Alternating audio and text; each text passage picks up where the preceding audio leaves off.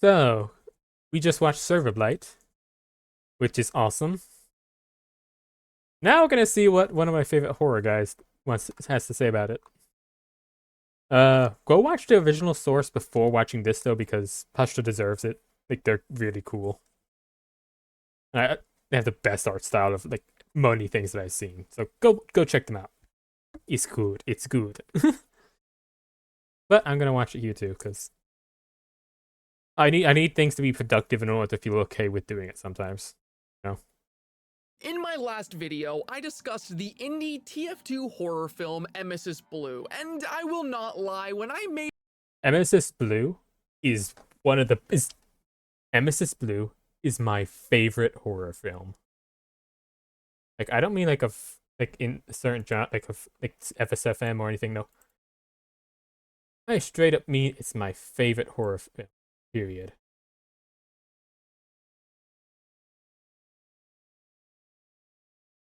Like just that good.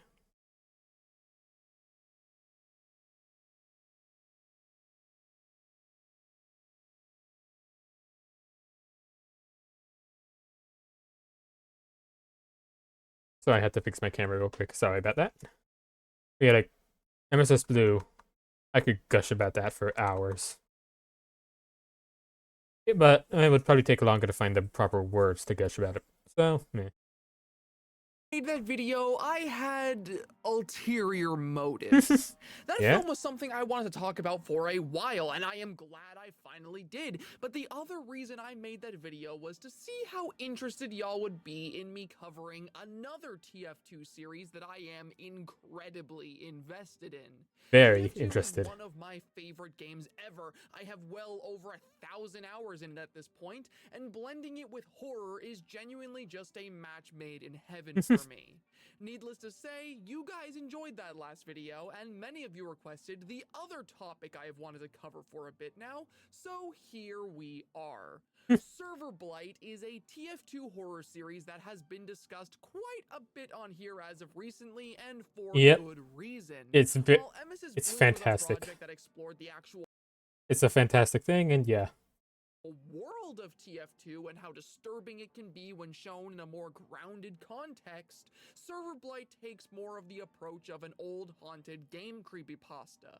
This series Yeah, is like about Ben Drowned. TF2 Those kind of as a creepypastas. game and what happens when something malicious begins to go after its players. And I want to talk about it. In this video, I want to explore every entry that is currently out for ServerBlight, discussing the events that unfold within them and giving my opinions about each one. If you've not watched the series before this video, I greatly urge you to do so, as it has some crazy twists and turns that I did not expect when viewing it initially that I would hate to spoil for you. You can click on the Yep. card I provided here to go and watch it now. Fun fact, I actually started watching this video on my own. Because like I don't know, I have the mindset of I don't care about spoilers too much.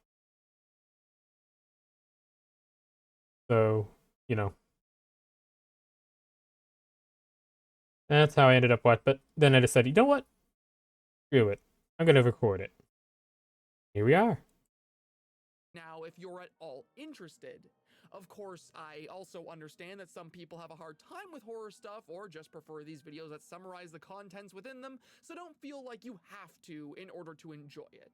I'll do my best to provide an authentic experience for this incredibly interesting and disturbing series. With all that said, let's delve into it.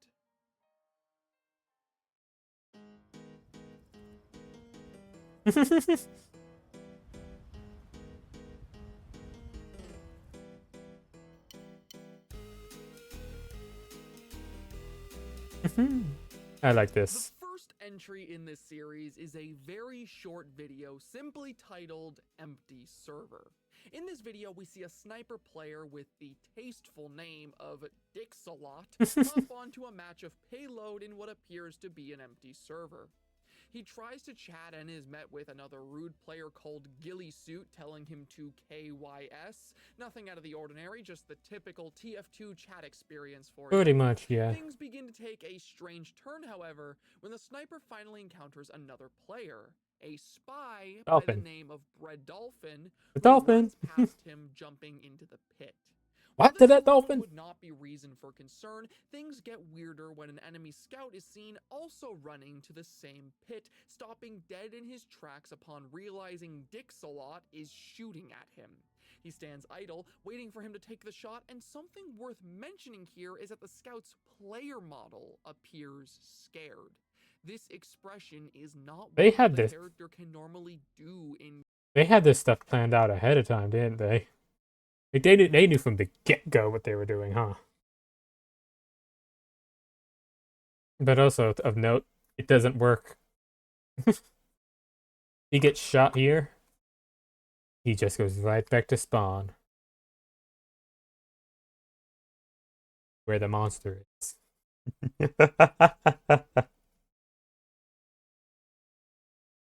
I need to figure out how to get my camera to work properly.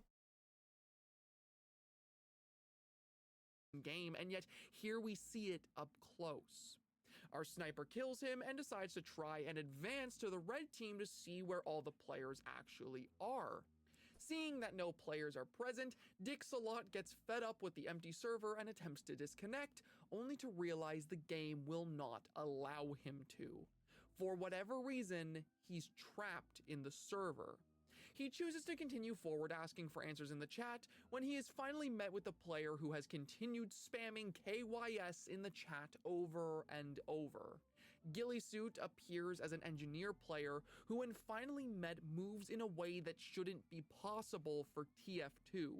Yeah, just the As he slow. types, his character walks like a real person, and as he moves forward, taking the tribalman shiv from our sniper, he tells him that he has to die in order to leave the server. Before he's able to elaborate further, though, he sees something just off camera and flees. Our sniper turns to see what it is, only to be met with what appears to be a deformed Heavy speaking with distorted voice lines. It gives chase, and as our sniper runs from it, we get more brief glimpses of whatever this thing is. It appears as a strange mass of player models, each stretched to an unnatural degree, causing the models to distort. It gives chase until our sniper is able to reach the pit, killing his character and disconnecting from the server. The entity, whatever it is, slinks away, knowing it can't reach him, and the video ends. This video is a fantastic beginning to this series, in my opinion. Agreed. Because right from the start, it has everything that I think makes it appealing. The blend of both TF2 gameplay and SFM animation give it an incredibly unique style that I haven't really seen from a horror series before. I feel like the use of both sets up an incredibly compelling. hang on. Here's the thing. I feel like I'm pretty sure this entire thing is just SFM. Like, I don't think any of this is actually in-game footage, which is, that might not make sense for a second, but those camera angles, you can't get those in game. Not unless you guess you're dead, and but even then, for the camera to be up high, I guess it has to be in a certain. There has to be a thing there.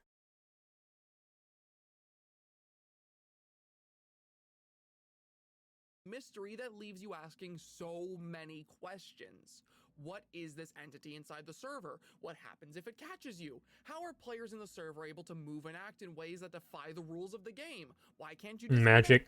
All of these questions are posed in a nice 4-minute experience that can stand on its own, but leaves opportunities to be followed up on in the future.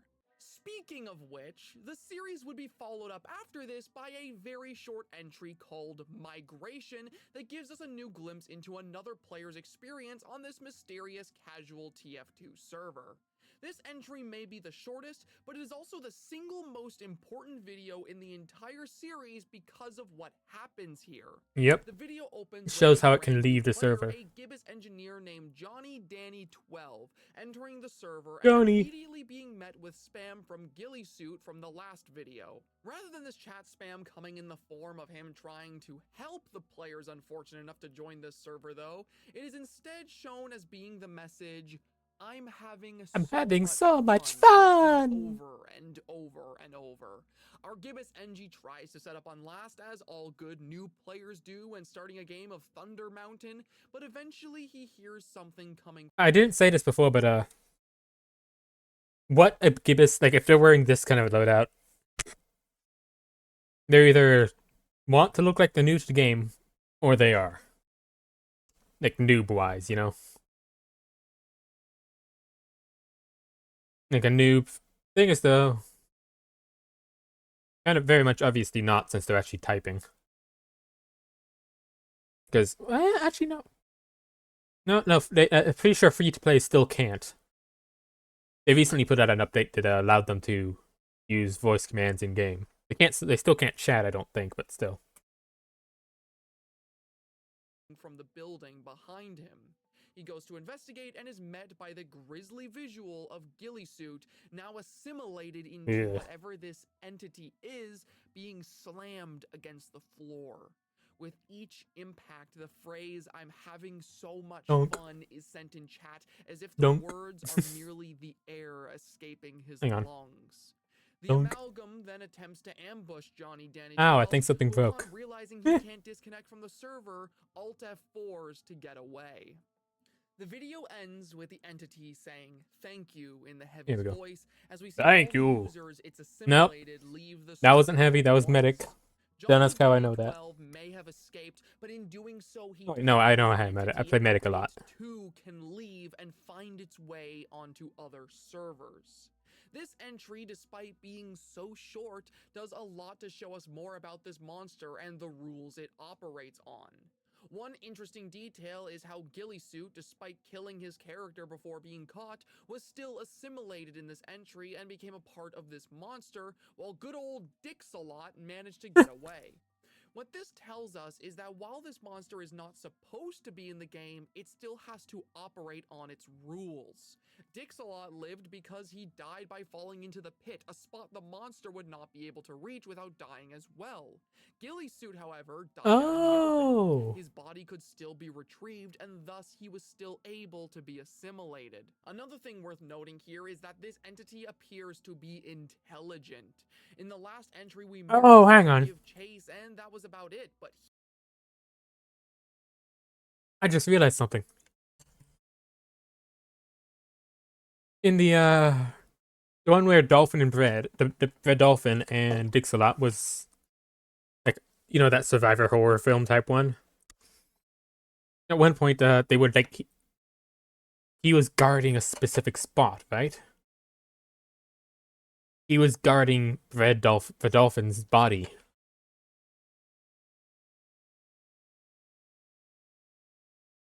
Like, oh, I didn't even realize that, but that's so much more like, oh, like, we can't die here, because no matter what, if we die in a place where it can get us, we're dead. That's really cool. Here? In this entry, it attempts to use one of the players it's consumed as bait, and when that plan didn't work, it was able to adapt and learn from Johnny Danny 12 escaping into other servers. It even communicated through the in-game voice line, showing that to some degree, this thing has a personality. We would learn much more about this thing in the next entry, ServerBlight, which would act as the first long video in the series, as well as the one that would become its namesake. This entry begins with us seeing some good old before that would like Team Fortress 2 different things. Dixalot from the first video returns alongside his friend Matt, who we see playing with him in a community server on Payload. The two of them have a back and forth with Matt using the in-game voice chat, and all seems good as they cap the last point and manage to win the match. Right as the game ends though, most of the server disconnects, leading Matt to want to hop on casual. Dixalot, who we learn is named Aaron, seems apprehensive to the idea though. Yeah, Dixalot's more easily rememberable. No, he refuses to play anything but community servers where he feels safe since his encounter with the entity that we will now be calling the ServerBlight in light of this entry. His insistence to remain in the server ends up coming back to bite him though, because not long after, a large group is seen entering the server all at once, with one particular name standing out to him: Gillysuit. Aaron immediately hang on. trying to get Matt to Forgot to look at this earlier, but hang on. The guy's friend, the dolphin's friend, should be in that group, right? Yep, there it is. Direction Z. Ugh. Name standing out to him. Ghillie suit. Aaron immediately starts to panic, trying to get Matt to leave the server and attempting to kill his character when the reality hits that they cannot.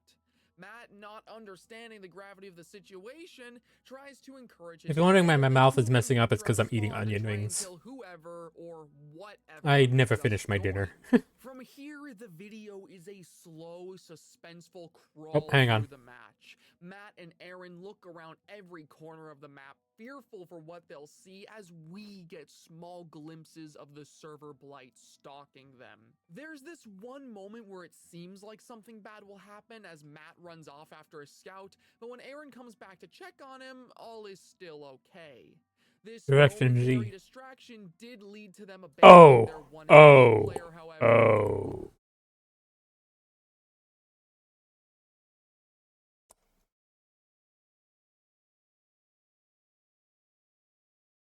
Aaron's the reason why Rodolphin's friend died.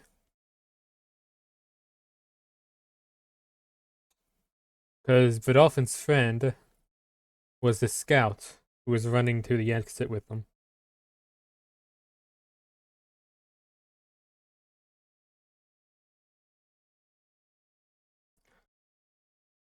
Ugh. That's. I wonder if he knows that he's the reason why he's dead. Why he's dead.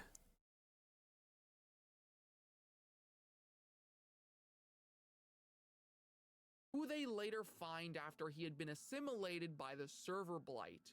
Which, if I can quickly just go on a bit of a side tangent here, moments like this one and stuff we'll see later act as a perfect example of just how good the sound design of this series is. Like, yeah, the visuals are creepy and the story implications are fucked, but what really sells these moments to me are just how disgusting the sounds the ServerBlight makes are. There's this recurring visual of a character having a long hand come out of their mouth, and every time it happens, it's accompanied by this disgusting choking and gagging sound, as if the hand is coming from deep in their throat.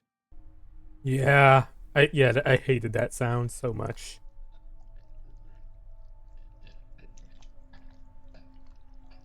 Ugh. Anyways, the assimilated heavy gives chase, but before he can catch up to both Aaron and Matt, they make the last-minute decision to vote kick it from the match, which on one hand seems like a really smart idea, but on the other hand, that could have been the worst thing they'd done. Cause like, yeah, that was a smart way to not get caught, but also what they just effectively did is send a smaller piece of this thing somewhere else. Wait, what? It could now potentially join multiple servers at once, consuming multiple players just Hang on, what? because of...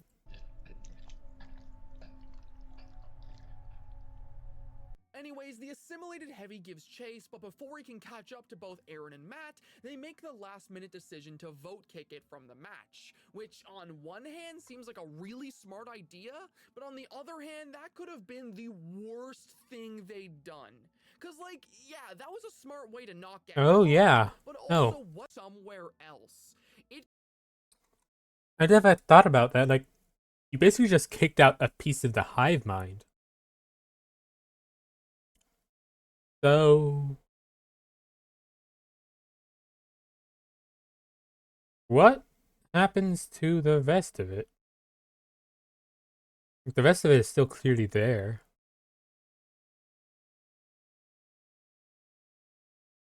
Think it's possible that guy got freed? Hmm.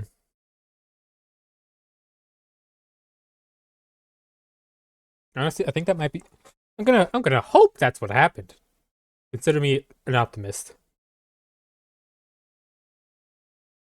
That or in denial. Join multiple servers at once, consuming multiple players just because of this one decision, and that is a terrifying thought. Anyways, after this chase is over and done with, Matt and Aaron attempt to progress the map when Aaron stumbles across one of the most tragic visuals in this entire series. The innocent gibbous engineer from the previous entry, who at some point was found and assimilated. He now lies in the snow, shaking as he asks, "Is this heaven? Why is it so cold?" Aaron attempts to show him mercy, pulling out his shotgun, but before he gets the chance, he realizes all too late that he had fallen into a trap. The engineer was merely bait for the main body of the ServerBlight, which then gives chase. That thing understands pity. It understands that. Get away, and it's here where Aaron finally attempts to explain what's going on. As he speaks, Matt responds in the voice chat, but something isn't right. He repeatedly says "what" in the exact same way over and over, as if it's the only response he knows to say. What? And as Aaron, in confusion, turns back to look at him, he sees a speech bubble still over Matt's head after he stops talking. Matt then looks up at it and manually removes it. Matt had been oh, that's what happened? This whole time, a puppet oh, of that's the freaky. ServerBlight that has been following Aaron from the moment it happened. And the crazy thing about this moment is we can actually pinpoint the exact moment that this happened. You remember that random scene where Matt chases the scout? In the time where he leaves the screen and Aaron checks on him, that is when he's assimilated. You can tell because during this scene, if you pay really close attention, you'll notice that the speech bubble above Matt's head has the same delay as in this reveal, and for the rest of the video after this scene, Matt ever speaks in lines he was heard saying before his assimilation. Those random moments at the start of Matt and Aaron kicking ass in TF2 actually served the purpose of giving the ServerBlight lines of dialogue it would use after assimilating him, only ever using phrases and words that wouldn't immediately tip off Aaron and the viewer that the swap had happened. It was with this twist that I recognized how genuinely great the writing. Okay, no, I'm not gonna lie. I did not notice that at all. I thought it just got him when he ran ahead.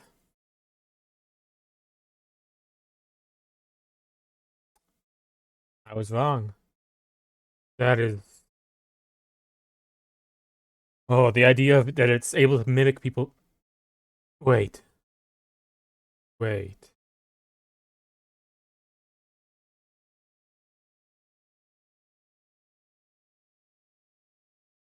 It can pretend to be an entire server full of normal people.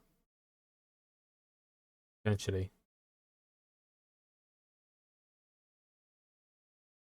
The idea of that thing basically just controlling that many people to be normal. The only reason it's not is because it gets too impatient at times, it seems. In this series could be. There is some crazy attention to detail here that may go over your head on the first or even second viewing. It definitely did. The hell out of. It's some really cool stuff, man.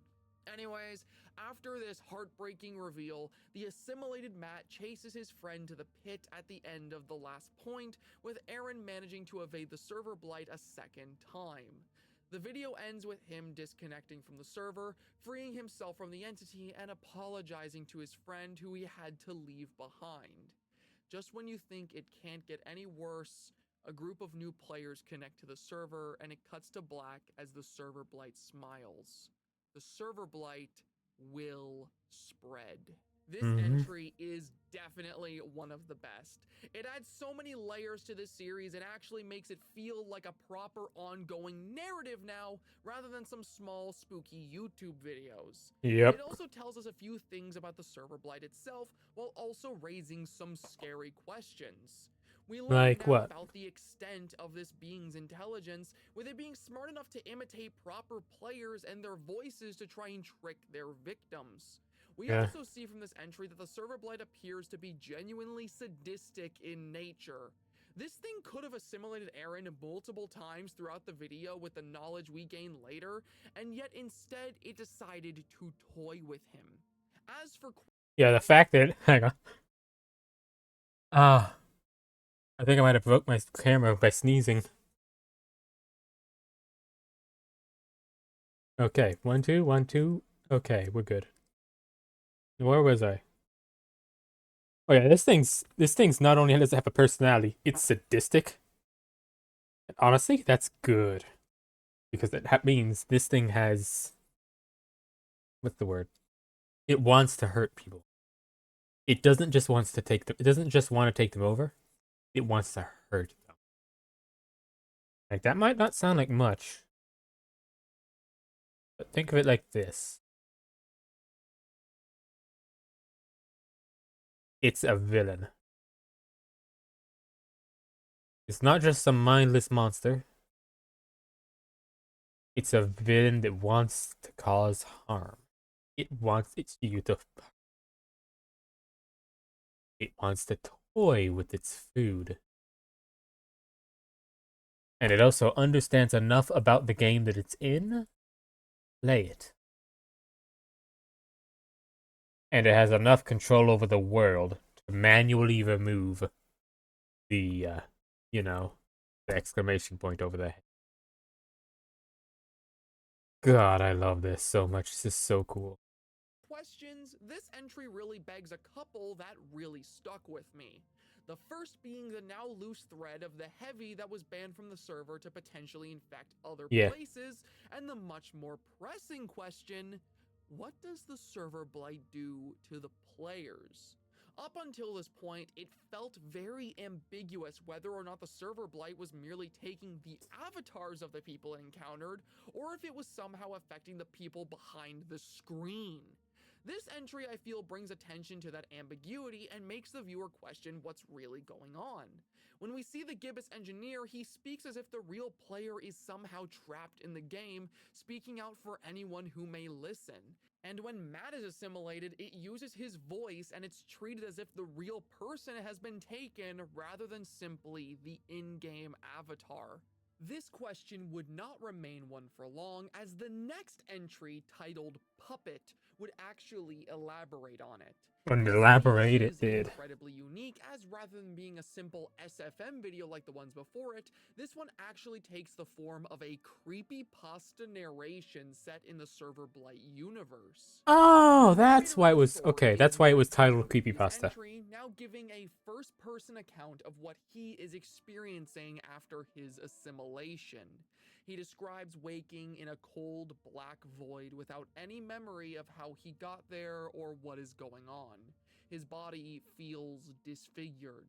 His limbs are not where they should be, and he is in constant, violent agony. Feeling around the darkness, he realizes that he's not alone. He is surrounded by corpses, all of which are contorted into horrible shapes, much like himself. And then he begins to move, reluctantly and painfully. Something is behind him, breathing down his neck, and it pushes him forward against his will. He tries to resist, but the entity relishes in it. It enjoys his struggle.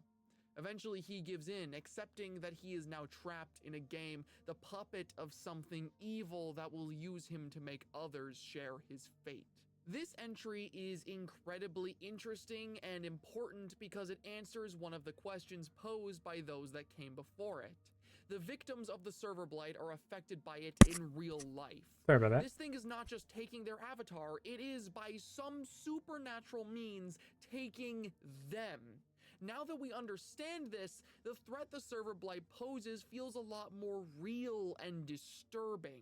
Just imagine playing a TF2 lobby casually when suddenly your life is ended in an instant and you're taken into this purgatory.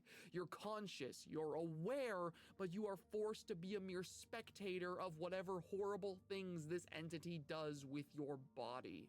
The thought of it is terrifying. This episode also explains but Brady's refusing to think about it too hard. and what he says. This moment is us getting a glimpse into what this player is experiencing, waking up in this dark void, cold and afraid. They don't understand what's going on, so they misinterpret it as being heaven, calling out to anyone who may be listening.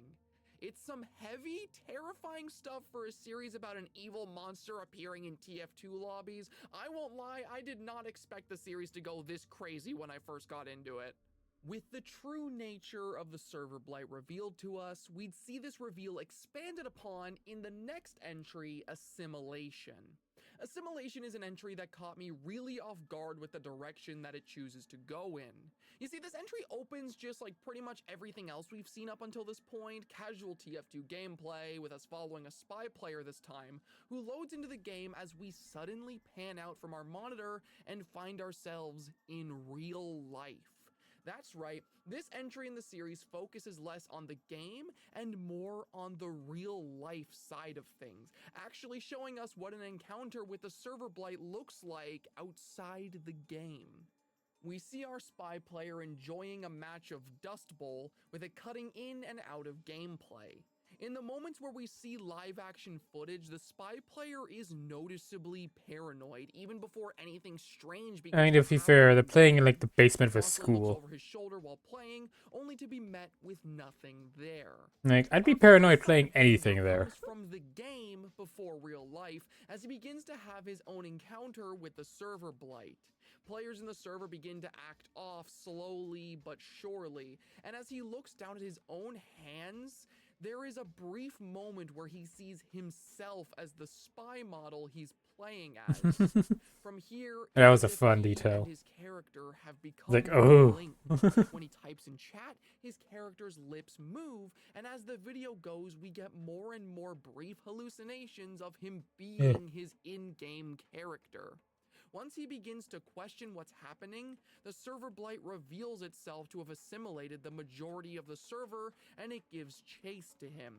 He attempts to disconnect, but it won't work, and as he makes his way to a dark hall evading the assimilated players, he begins to see himself inside the hallway in live action.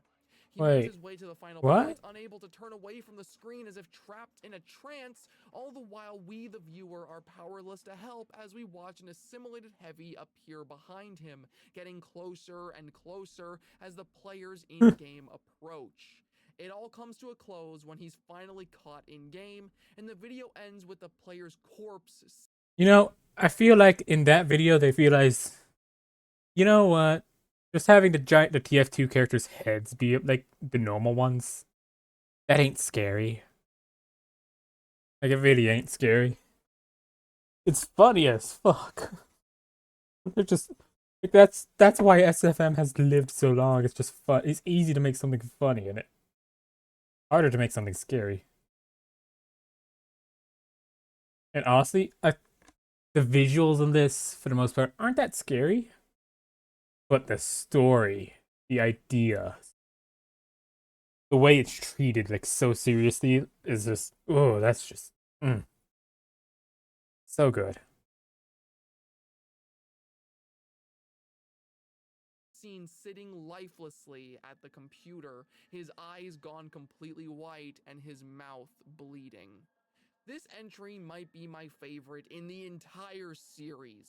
Really? I praise ServerBlight already for its creative Fair mix enough. of SFM and gameplay to create unique horror, but this caught me completely Crack my off neck. guard. Before this video, I always struggled to an extent to suspend my disbelief with this series, mainly because I had no frame of reference as to why a player wouldn't simply turn off their computer and walk away if threatened by something like this. But Because they this can't. video, this puts everything into a whole new perspective. We see here that once the ServerBlight enters a match, it doesn't just stop you from disconnecting.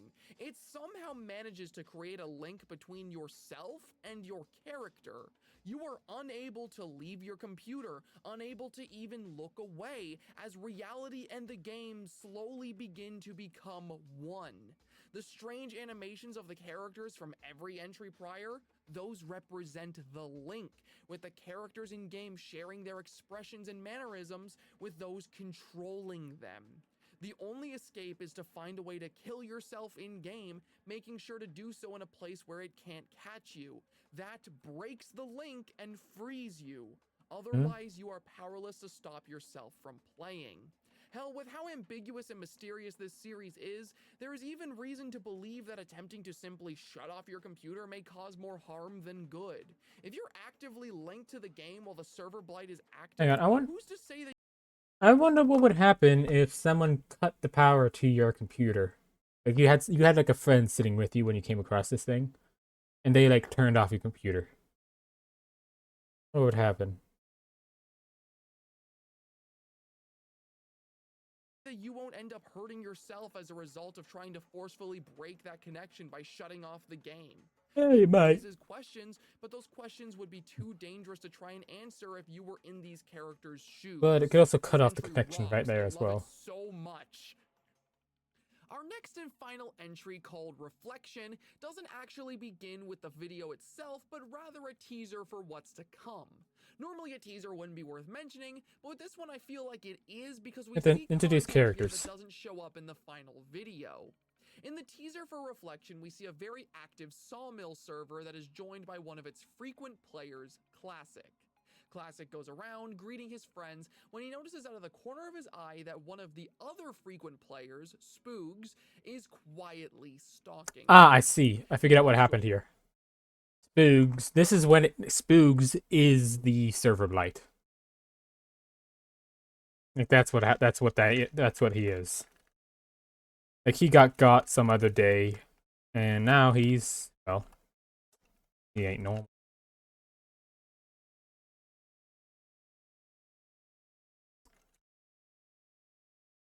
Huh. A friend about it, only to find out that Spoogs has been offline since the day before. Whatever it wasn't him. Classic then goes to investigate, and he sees something off screen that we never learn about. Getting into the full video for Yeah, Reflection, that we part. find ourselves in the Yeah. same Sawmill server, followed by a spy player named Bredolphin, which is actually a name you may remember. Yep. Bredolphin was the name of the same spy we saw all the way back in the original empty server video, who fell off the map, letting our good friend Dixalot know how he too could escape his first encounter with the server blight. Bredolphin hops on the server, getting a few sick trick stabs, doing some shenanigans with the Dead Ringer, and shortly after he starts chatting it up with another player. He talks about how Ah, things that have been also going explains good why he for never him, turns aside invisible. from this one mysterious user he discusses talking to frequently, who he believes to be trying to scam him. We don't really get much time to ponder this though, because soon after he meets up with Classic, who just abruptly gets Ugh. killed by the server blight. Yeah, at this point the series knows what we're watching for. This video wastes Fair no enough, time yeah. just getting right into the meat of it. Bredolphin is pursued by the entire server now assimilated, and right as all hope seems lost, we see a familiar name join the server. Dixalot, who comes to the rescue, killing one of the assimilated and saving Bredolphin's life.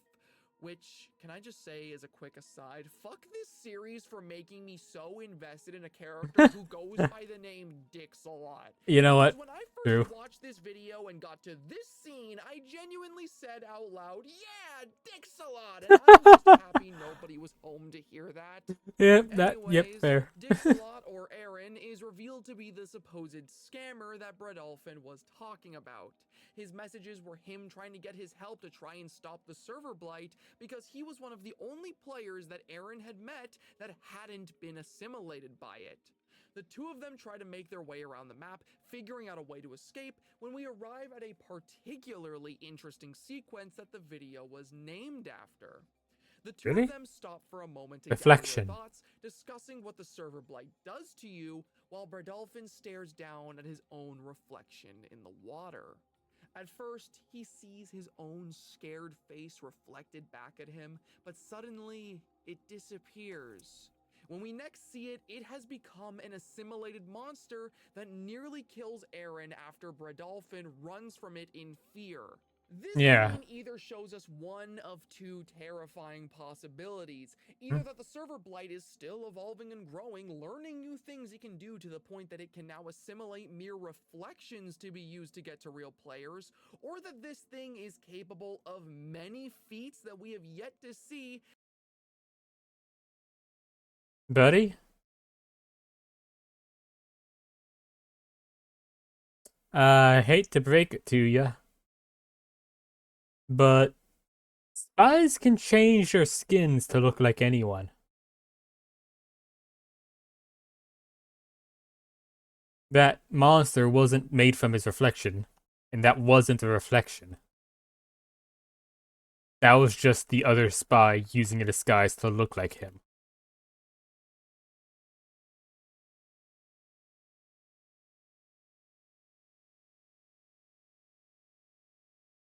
Like, no, sorry, Pastra, but nope, that wasn't what happened. Because the time has yet to call for it. Regardless of which it is, this scene shows us that every single time it feels I'm actually kind of curious. Did anyone else point that out? Yep. Wait, what? Really? Oh, cool. Well,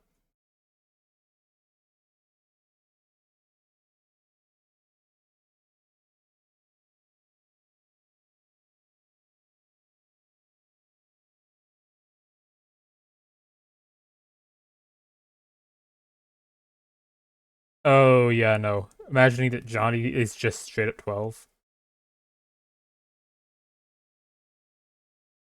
Or 13 or whatever. Wait. They're in 2000. God, I'm old. feels like we have a grasp of all the rules. Staying out the comments, they're making me feel old. We're more than likely underestimating its true capabilities. As well as us seeing this side of the ServerBlight in this scene, we see another interesting side of it the very next scene that follows. The ServerBlight takes on the form of ghillie suit, complete with classic attached to its body violently. We see it smile as it uses the saw in the center of the map to torture its new victim, all the while Aaron is forced to merely sit and watch. It's with this scene that we can see the sort of arch-enemy relationship that has formed between Aaron and the ServerBlight. The first victim of it we got to watch, and the main antagonist, one who always gets away, and the other that follows them everywhere they go. Less that it's following him, and more that he's hunting it. About these characters and what they've put each other through by the subtext alone. Aaron earlier in the video talks about how he's able to talk so fast to players he's trying to help, explaining he has a bind for everything. He has been through this song and dance so many times, he's got it down to a system so precise, he has everything he will say pre-planned. And on the side of the ServerBlight, we can see that it takes a particular interest in Aaron. It specifically chooses forms and ways to get under his skin because he is the only person alive who fully grasps what it does and what it's capable of. Yeah. The presence of this Only proper survivor. Way more interesting than that we know of. And I am so glad it's a part of this series. After this scene, Aaron and Bradolphin finally come up with a plan for them to escape. Aaron plans to kill Bradolphin and make him respawn as a soldier, which will then enable him to rocket jump outside the walls of the map so he can die in a place that is safe.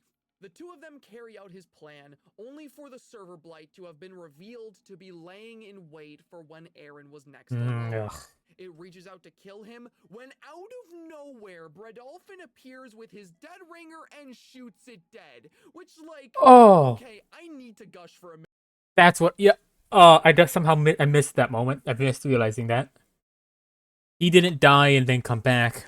That's what I was expecting. That's why I kept saying, like, oh, he's gonna backstab him, right? No. He had the dead ringer the whole time. They set that up at the beginning. Oh my god, that is fantastic.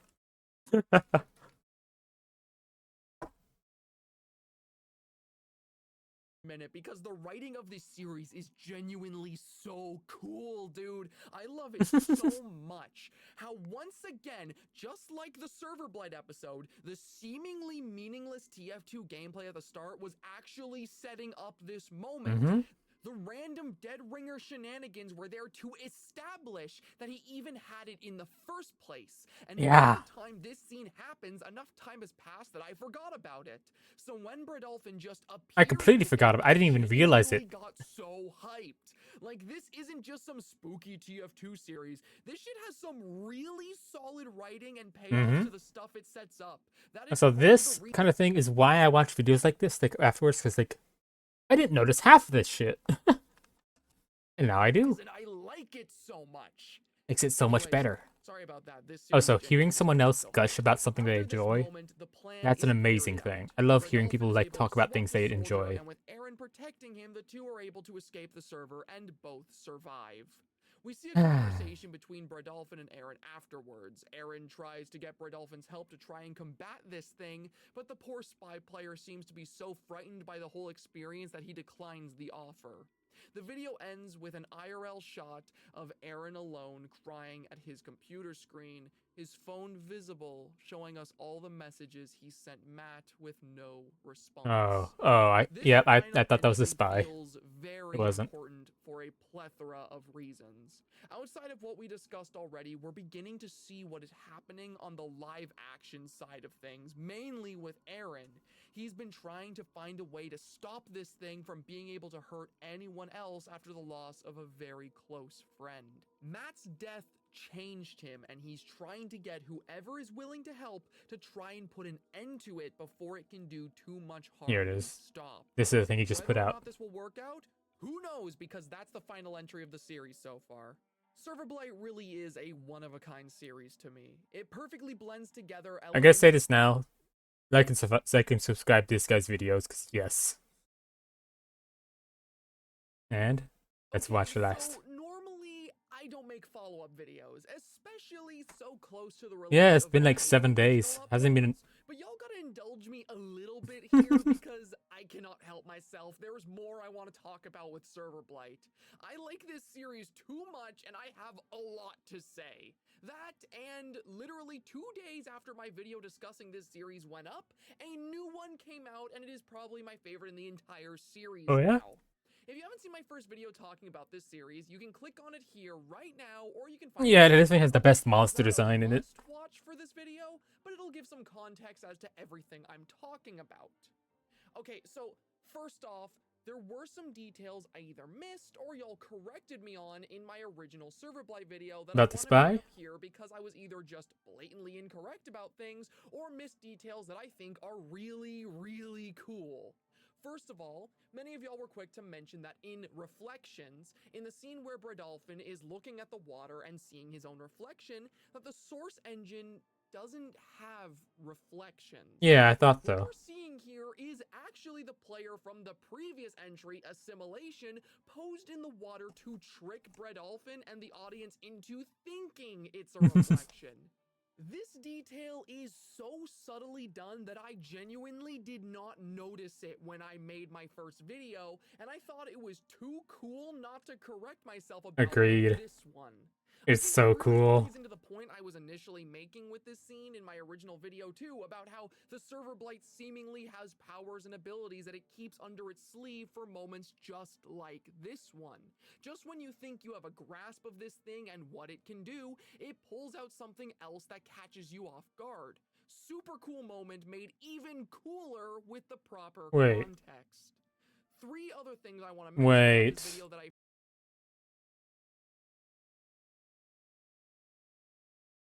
I just realized something very creepy about that. How does it know what a reflection is? Because if that thing is a, monster in a computer, in source, how is it able to know what a reflection is in order to imitate it? That's creepy, if you ask me. I feel feel are just neat little details worth mentioning are, firstly, during the time Bredolphin and Dixalot spend together, Bredolphin mentions that his best friend was on Thunder Mountain in the original ServerBlight video, Empty Server. When Aaron asks who he was, we are given the name Directions. I didn't mention it in the first video because it had genuinely slipped my mind, but Directions was the name of the scout player Aaron shot at the beginning. And the one that was used as bait. He was also the scout that Matt had chased prior to his assimilation in the ServerBlight. Getting shot don't let you out. Now, when asked about this, Aaron said he didn't recognize the name. Whether or not this is because he genuinely forgot who Directions was, or because he was trying to spare Bredolphin the pain of knowing what happened to his friend, that much feels up in the air. It's a cool moment though, and was worth mentioning. Secondly, at the end of this video, I had a few people point out that there's actually a shadow seen behind Aaron in the final scene that looks to be a long, outstretched hand. This is just a really spooky detail that I feel communicates the influence and link between Aaron and the ServerBlight, even after that I did notice, I just didn't point it out because I was like, nah, it can't be. My personal favorite detail I missed, it was pointed out to me that during reflections, there's actually a scout player who manages to survive the ServerBlight that can be seen hiding and taking Aaron's advice as he and Bredolphin talk to each other in chat. At the end, he can even be seen using the rocket jump strategy to escape, which is just such a cool little thing to include. Moments like this, just flying under the radar for me, are why I encourage people to watch this series for yourselves. There is so much going on and so much attention to detail that things are bound to fly over your head. So being able to discuss it with other people who may have seen things you didn't adds a lot of fun to the discussion surrounding this series. Speaking of, that's why I'm watching these. there's a new episode out, and I really want to talk about it because I love his excited so sprite. cool. It's so fun.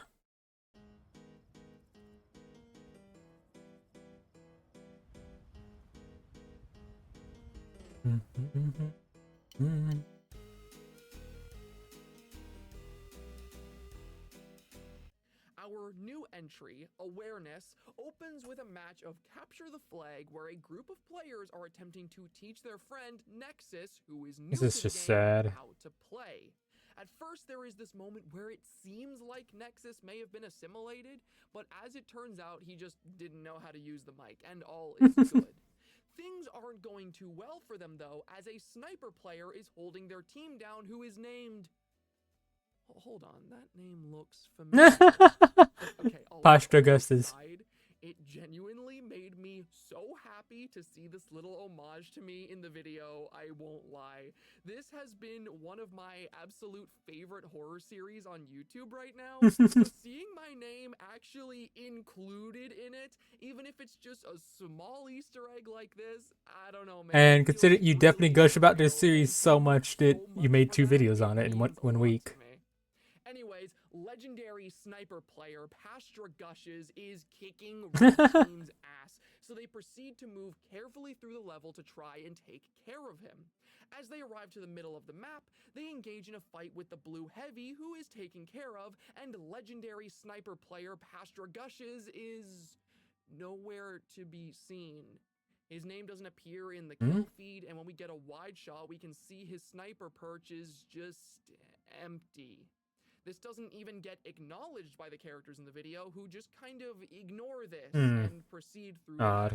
There's this moment as they're progressing to the intel that they teach Nexus how to emote, specifically with interactive emotes, and not long after he decides to put that into practice, emoting towards one of his team's soldiers after stealing a med pack from him. Who was obviously... The soldier responds by doing the exact same emote back to him.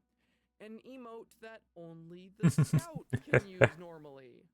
Once again, this very subtle red flag is brushed off and the 3 players continue towards the intel. Finally, they arrive at the blue base where they and it's because of that that the it learned that, oh yeah, I could use that for a trap. Empty aside from a single soldier player who shows up and in a panic kills their heavy player and gets killed himself. They then proceed to the room where the intelligence is stored, only to find one of the eeriest visuals in the entire series. Hang on, is he...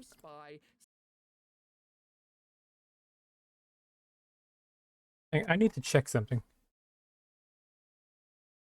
Where is it? It's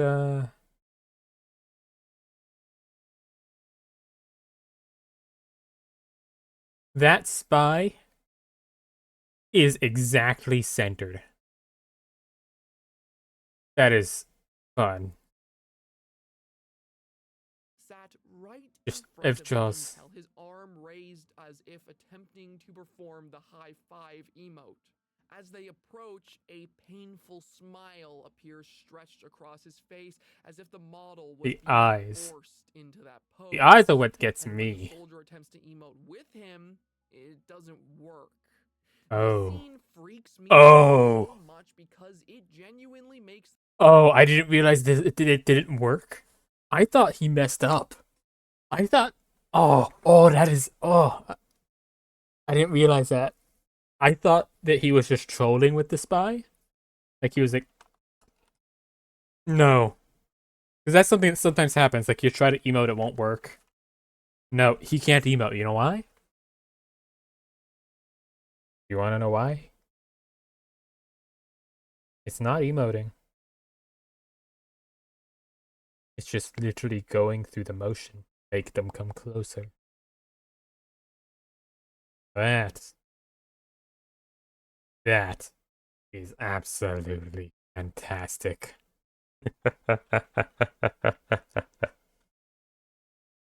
the ServerBlight here feel akin to that of some kind of carnivorous plant. It observed the players emoting before and is slowly but surely learning how to do so to find more creative ways to trap its victims. That's But so as shown cool. here, it isn't actually emoting like it's supposed to. Yeah, It is it's merely not. imitating what it sees, thus why it doesn't end up working. One thing I find interesting It about the hasn't paid soldier is that $10 it to be doesn't able to high need to five do people. any of this in order to catch its victims. We have seen time and time again that the ServerBlight can very easily assimilate people Ugh. as is. It feels like it's only learning things like this because it enjoys toying with people, seeing what it can get away with.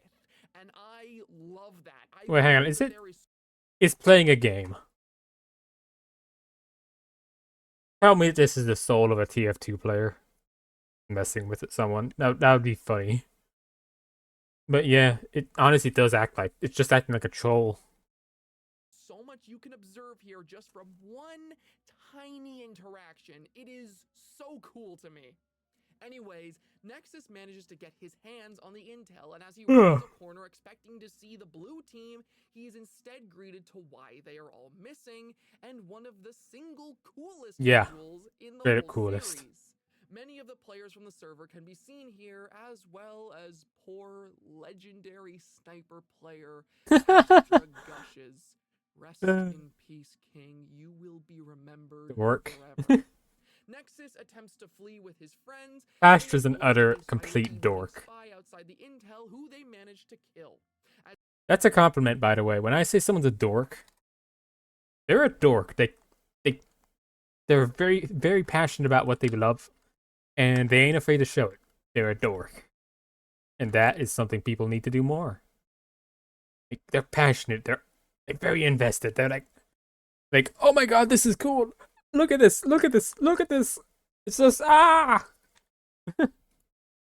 As they make their way to the middle of the map, they attempt to People disconnect. need to be more like Nexus into tries to whatever make they're it into. work in typical ServerBlight fashion, which is followed by him saying the line, "I have seen this before," which is probably one of the most interesting lines in this Yeah, series, because if you remember, Nexus was brand new to this game. The only games he was described playing before this were Minecraft Minecraft. and Fortnite, which is based. So what does that mean? Does this imply that he somehow heard about the ServerBlight from someone else? Has Minecraft somehow server. this phenomena spread through the internet? Is the ServerBlight beginning to appear in other games? We don't know yet. And I'm gonna guess, might be Minecraft.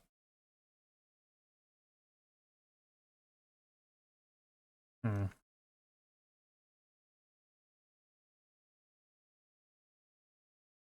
Just because like Fortnite servers, I've never played Fortnite. I played it once, but that was when it came out, and I just didn't really like it. That's not my thing. If you like it, fair play to you. It's just not my cup of tea. But like Minecraft servers though, Minecraft fits very well to horror. There's a like Hero Brian, that stuff like has creepypastas have gone hand in hand with Minecraft since it began, basically. So yeah, like that's probably what it is. Like I can imagine that. I can imagine the ServerBlight actually starting in Minecraft or something. Hmm. I'm gonna continue. And that fascinates the hell out of me. After this revelation, there's this heartbreaking scene where Nexus watches his friend get caught by the Serverblight, and from Yeah. there it is a mad dash to spawn to try and cap the point. I just straight up do not like that. It's just this brief moment where it's too close to home, you know. player from before now assimilated and using the in-game voice chat to try and fool Nexus, much like Matt did in the entry titled ServerBlight.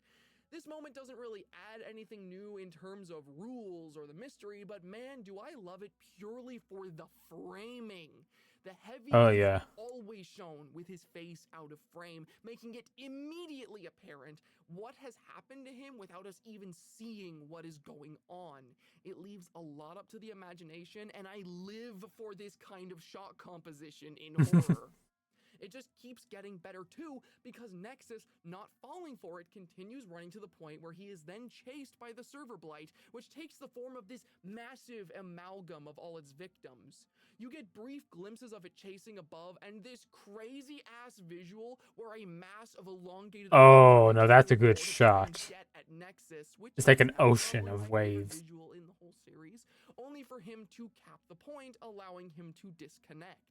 The video ends with Nexus leaving and a new wave of players appearing, unknowing of the hell they just showed up for.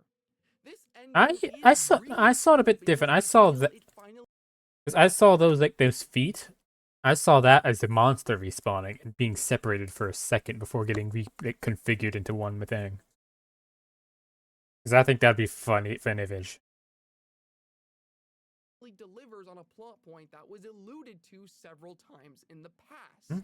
You see, one thing I noticed was brought up a couple times throughout the series is the idea of actually ending the match to escape the server. Yeah. It was suggested most prevalently in Reflection when Berdolphin offered it as a solution, only for it to be shut down because it would be too slow. Yeah, it'd take 2 minutes and it could just stand on the thing. To escape the ServerBlight, and that the ServerBlight seems to be aware of it. I mean, it stations itself right next to the intel and had an amalgam ready at spawn for when the scout came back. It has to play the game too. Hold the match hostage so that players who don't know about the other methods of escaping can't abuse it. Just like the other entries, this one continues to answer questions while raising many new ones of its own, and I am so excited it came out so soon after my initial video about this series, because I'm just excited to be keeping up with this whole thing. Yeah. I once again urge all of you to try and keep up with it on your own, and please, I will do my best. If you noticed anything in this episode that I may have missed, let me know in the comments. I cannot wait to see where it continues to go in the future, and I can't wait to continue to discuss it in potential future uploads. Did anyone else notice anything? Though, that'll be all from me for now. I hope you enjoyed watching this video as much as I enjoyed making it, and I cannot wait to see you here again for whatever my next project ends up being. Goodbye for now. Wait, what?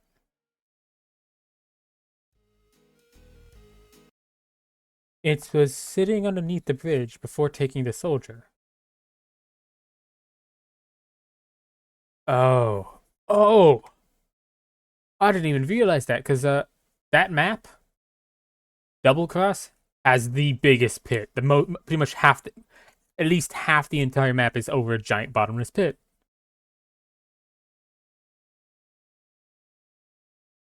The soldier thing was sitting there to keep people from going down there. Ugh. You know what? This is a very fair thing. I literally came here, I literally watched the series just so I would be able to understand his ramblings. Either way, go subscribe to Pastra, go subscribe to those two German guys, because this is good, and I'm going to try to watch more of it if I can. As it is right now, though, it's been an hour. It's been actually probably closer to 3 hours. 2:22 at night. I'm going to bed. Credits to links to all the videos and stuff will be in the description below. So have a good one. Good night.